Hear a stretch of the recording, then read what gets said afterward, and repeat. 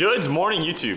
My name is Alex. Welcome back to the Lifting Nomad. In today's video, we're going to be going through the best exercises you can do to build ab development, maintain that six-pack, keep those juicy V-lines all year long. This year, I've managed to keep my abs throughout living in Colombia, Portugal for the summer, Toronto, boozing, drinking, partying, meeting people, traveling, kept them all year long. And even though I genetically don't really have good ab insertions, I think mine look kind of funky, to be honest with you.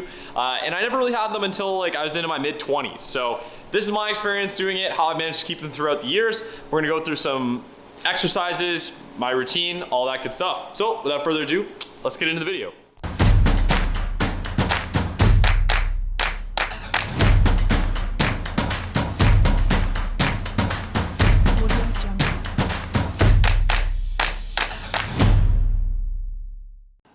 All right, warm-up's all done. You guys know I like to do a little skipping to get the blood flowing, get my shoulders all warmed up for pretty much every lift. I think they help with even squats if you're doing like banded work, like dislocates or skipping to warm up. I find like my shoulders are just less sensitive to weight on the bar, which I know like a lot of people have shoulder pain, and I think that's something I've like actively worked to not have, especially being single all my life, you know, not doing any favors on the right side. And since I've started doing a lot of intentional shoulder work, it's actually helped like a ton on my bench, my squat, my deadlift have all increased because I think there's just like a stronger stabilizing muscle in my shoulders since then, because I have like a really solid base to press from. But anyways, today we're gonna be doing like I said, we're gonna talk about the best exercises for ab development, which is kind of an interesting concept because according to the research, the #1 exercise that actually engages the majority of your ab muscles is actually weighted pull-ups, which if you think about it, like when you're pulling up, most of your core is engaged and you're actually like kind of scrunching up your abs to do it. So it does make sense in theory, and like obviously specific targeted ab workouts that do like obliques or like I really like the ab roller, I think that's helped me a lot. They can work, but in terms of actual compound movements, I don't think anything really comes close to the effectiveness of the weighted pull-ups. So I do them on back days every single time. Right now I'm like doing progressive overload. So I'm gonna do a workout today, do a full circuit. I think for the sake of the video, I'll show all the exercises I'm doing, and then I'll kind of edit it so you can just watch them all at once, and then I'll talk at the end again. But the plan for today is back, biceps, so like a classic pull workout. I'm gonna do some dumbbell deadlifts. I've kind of moved away from doing barbell. I just wasn't really getting, it's kind of cannibalizing my squat gains, I think, because I was pulling sumo. And in my rationale, I can pull, 3.5 plates, let's say. And hopefully in my life, I never have to use more than that. And I've just been reading a lot lately of people like Phil Heath who never use deadlifts, and even like pro powerlifters who are saying pushing it further than you need to can be a little dangerous. And I'm lifting for sustainability and longevity. So for me, I'm also pretty well out of plates in this home gym.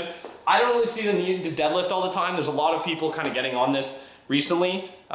So I'm just trying it out. I've deadlifted the last like 2 years consistently. So just trying to take a break and give my body and my joints some time to rest.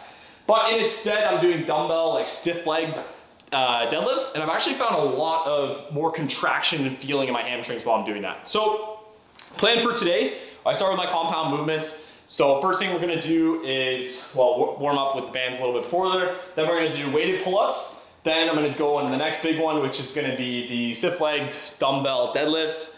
Then we're gonna do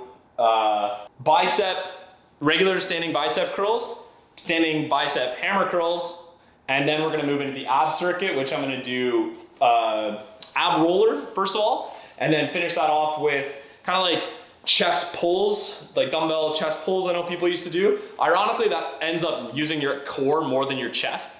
So you'll see when I'm doing them. But yeah, that's the plan for today. So I'll chat at the end kind of what my thoughts and philosophy are on that workout. But let's get into these sets and show you what I'm doing today. Boom.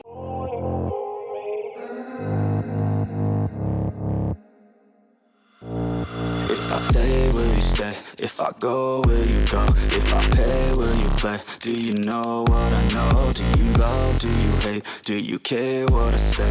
Is it all just the same? Always make these mistakes. Ooh, baby, take me, play me. All I wanna do is please. Wanna spread like a disease. Ooh, crazy, tasty, baby. I just wanna feel you breathe. I just wanna feel your need, yeah.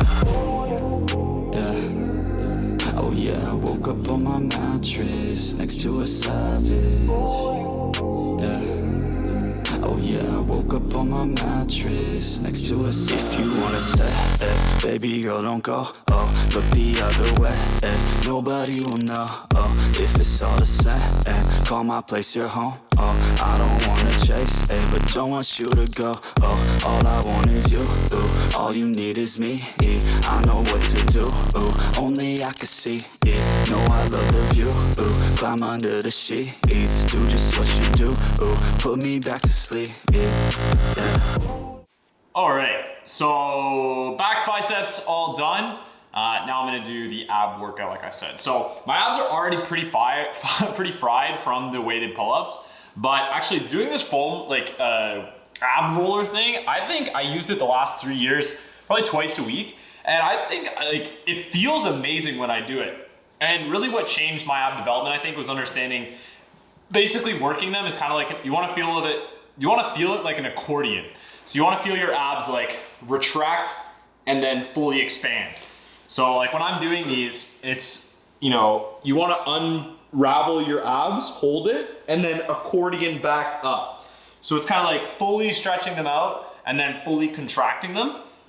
And you'll feel, like, don't try to do these fast, but you'll feel it in your core, top to bottom, when you're doing this. And you're likely not gonna be able to do too many at the beginning. Probably even, you'll have to like go a bit faster, it won't be as controlled, and just like, you won't be able to go as far out. Like I can pretty much go all the way now. And some people can even do like toes like this. I've tried it, it's like remarkably difficult to do that. I don't think I have the core strength. But you can also do it with the wider bars. I've seen those at like some chain gyms where they have like bigger wheels that you can roll on. But I found this to be like incredibly powerful for working my abs and getting development across the board.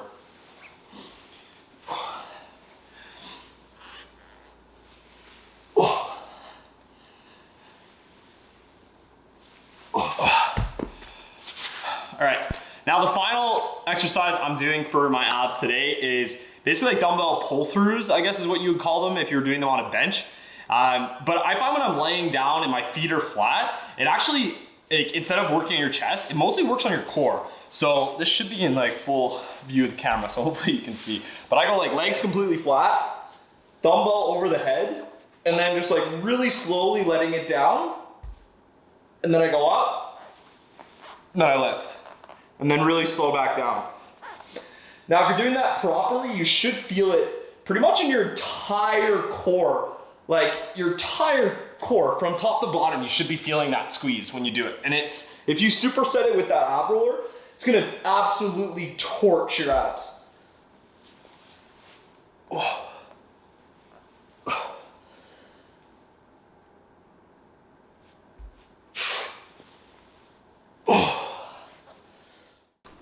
All right, so workout's all done. That was a really, really good pump. I think probably one of the nastiest bicep pumps I've had in a long time. Nice big salty carb loaded breakfast beforehand. But that is my ab routine. That is how I kind of dramatically transformed my core and have like managed to keep my abs throughout all the bulk phases, all like the maintenance phases I've had in pretty good definition as well. Now, I did want to obviously talk about the obvious caveat to having abs, which is just low body fat, which is typically from a calorie deficit, of course, right? So even if you have the best ab development there is, they are built in the gym, built in the kitchen, everyone knows that. So eating healthily, being in a calorie deficit is going to lead to it. But when you look at people who have those like really firm ab insertions, and even someone like myself who I thought I didn't have good genetics for abs, after I got like pretty lean, they started to come out when I was doing these sort of exercises. So I just wanted to share kind of my opinion, my philosophy on ab development, what's worked for me as someone who used to be really fat and now has abs. I think it's, you know, a lot of people are in that sort of skinny fat or average phase where they want to get to that next level where they're like shredded and have like really solid ab development, but they're not quite sure how to get there. Like maybe they're, you know, 100 or let's say like 15 to 20% body fat. They kind of have a little bit of the lines. I had that for like 2 years, but never actually moving towards like a full blown ab, like 6-pack or 4-pack. So that's what I did. I stayed in a deficit for a long time, while emphasizing main compound lifts and then accelerating that through accessory work, targeting the abs, things like that. Like the ab roller, I would do hanging leg raises, really popular as well. But basically that's the same kind of setup I would do twice a week during my leg days. And I had like a lot of progress really quickly. So try it out, see if it works for you. Obviously this isn't gonna be a perfect fit for everyone, but this is what's worked for me coming as a fat kid who's now pretty ripped up year round. So that is my advice, and that is pretty much gonna be the video. If you have any questions, feel free to leave in the comment section below. Always open to feedback and what I should cover in the next video. But that is it for this one. My name is Alex. Welcome back to the Lifting Nomad. We'll see you in the next video. Peace. Next to you take a fucking bad chick, put her on a mattress. Baby, she's a savage, but she lets me have it. Oh, we getting at it. Want a couple glasses? You could be my captive. Baby, be pro.